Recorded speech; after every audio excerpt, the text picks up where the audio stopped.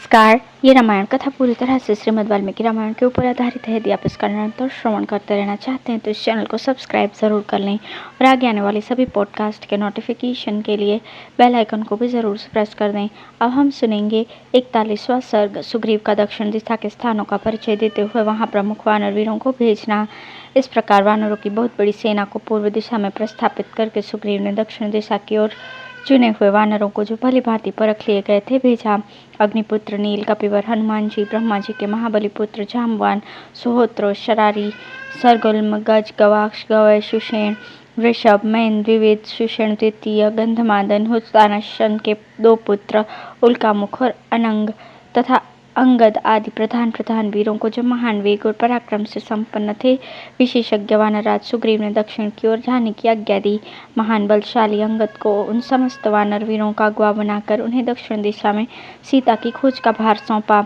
उस दिशा में जो कोई भी स्थान अत्यंत दुर्गम थे उनका भी कपिराज सुग्रीव ने उन श्रेष्ठ वानरों को परिचय दिया।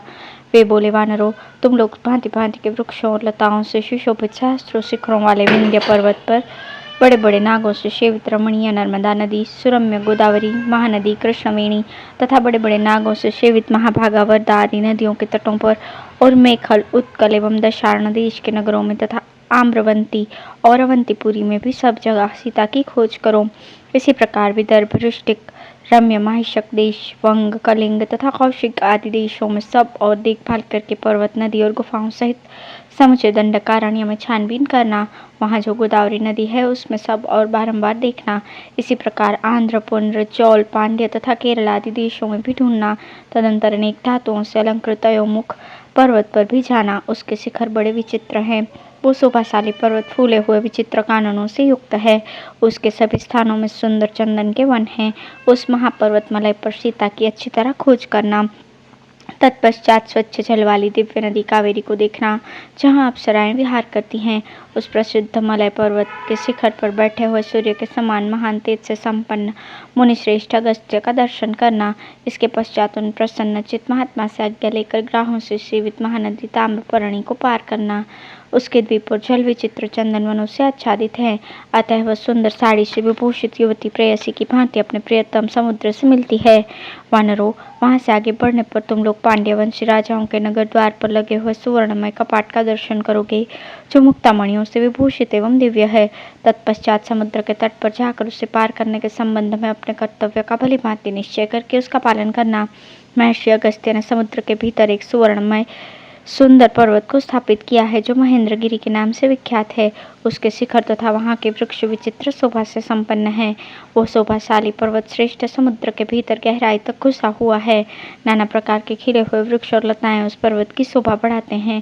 देवता, ऋषि, श्रेष्ठ यक्ष और अप्सराओं की उपस्थिति से उसकी शोभा और भी बढ़ जाती है। सिद्धों और चारणों के समुदाय वहाँ सब और फैले रहते हैं। इन सब के कारण महेंद्र पर्वत अत्यंत मनोरम जान पड़ता है। सहस्त्र नेत्रधारी इंद्र प्रत्येक पर्व के दिन उस पर्वत पर पदार्पण करते हैं। उस समुद्र के उस पार एक द्वीप है जिसका विस्तार 100 योजन है। वहाँ मनुष्यों की पहुँच नहीं। वो जो दीप्तिशाली द्वीप है उसमें चारों ओर पूरा प्रयत्न करके तुम्हें सीता की विशेष रूप से खोज करनी चाहिए।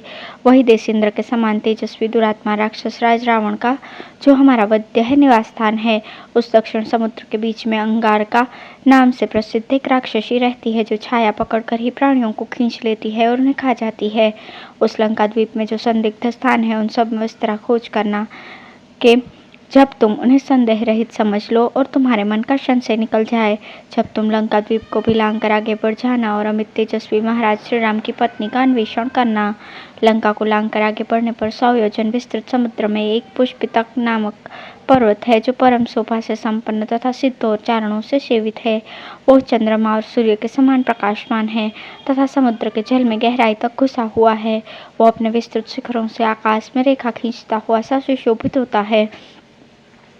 उस पर्वत का एक सुवर्णमय शिखर है जिसका प्रतिदिन सूर्यदेव सेवन करते हैं। उसी प्रकार इसका एक रजतमय श्वेत शिखर है जिसका चंद्रमा सेवन करते हैं। कृतज्ञ, नृशंस और नास्तिक पुरुष उस पर्वत शिखर को नहीं देख पाते। वानरों, तुम लोग मस्तक झुकाकर उस पर्वत को प्रणाम करना और वहां सब और सीता को ढूंढना। उस दुर्घर्ष पर्वत को लांग कर आगे बढ़ने पर सूर्यवान नामक पर्वत मिलेगा। वहां जाने का मार्ग बड़ा दुर्गम है और वो पुष्पितक से 14 योजन दूर है। सूर्यवान को लांघकर जब तुम लोग आगे जाओगे तब तुम्हें वैद्युत नामक पर्वत मिलेगा। वहाँ के वृक्ष संपूर्ण मनोवांछित फलों से युक्त और सभी ऋतुओं में मनोहर शोभा से संपन्न है। उनसे सुशोभित वैद्युत पर्वत पर उत्तम फल मूल खाकर और सेवन करने योग्य मधु पीकर तुम लोग आगे जाना। फिर कुज्जर नामक पर्वत दिखाई देगा जो नेत्रों और मन को भी अत्यंत प्रिय लगने वाला है। उसके ऊपर विश्वकर्मा का बनाया हुआ महर्षि अगस्त्य का एक सुंदर भवन है। कुज्जर पर्वत पर बना हुआ अगस्त्य का वो दिव्य भवन सुवर्णमय तथा नाना प्रकार के रत्नों से विभूषित है। उसका विस्तार 1 योजन का और ऊंचाई 10 योजन की है। उसी पर्वत पर सर्पों की निवास भूता एक नगरी है जिसका नाम भोगवती है। ये पूरी दुर्जय है। उसकी सड़कें बहुत बड़ी और विस्तृत हैं। वो सब ओर से सुरक्षित है।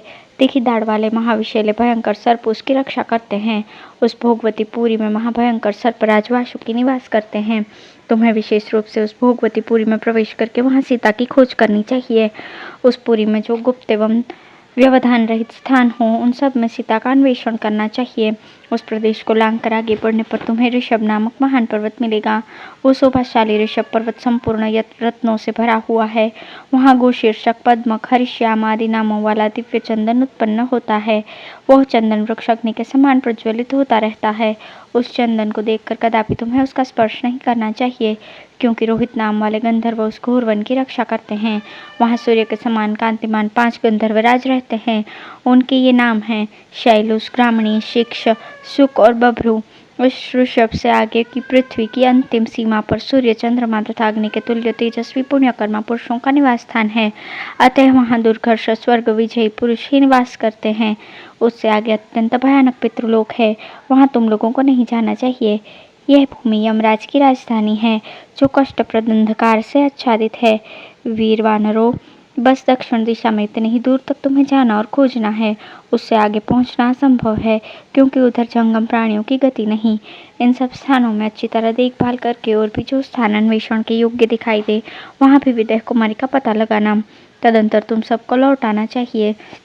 जो 1 मास पूर्ण होने पर सबसे पहले यहाँ आकर ये कहेगा कि मैंने सीता जी का दर्शन किया है, वो मेरे समान वैभव से संपन्न होकर भोग्य पदार्थों का अनुभव करता हुआ सुखपूर्वक विहार करेगा। उससे बढ़कर प्रिय मेरे लिए दूसरा कोई नहीं होगा। वो मेरे लिए प्राणों से भी बढ़कर प्रिय होगा तथा अनेक बार अपराध किया हो तो भी वो मेरा बंधु होकर रहेगा। तुम सबके बल और पराक्रम असीम है। तुम विशेष गुणशाली उत्तम कुलों में उत्पन्न हुए हो। राजकुमारी सीता का जिस प्रकार भी पता मिल सके उसके अनुरूप उच्च कोटि का पुरुषार्थ आरंभ करो।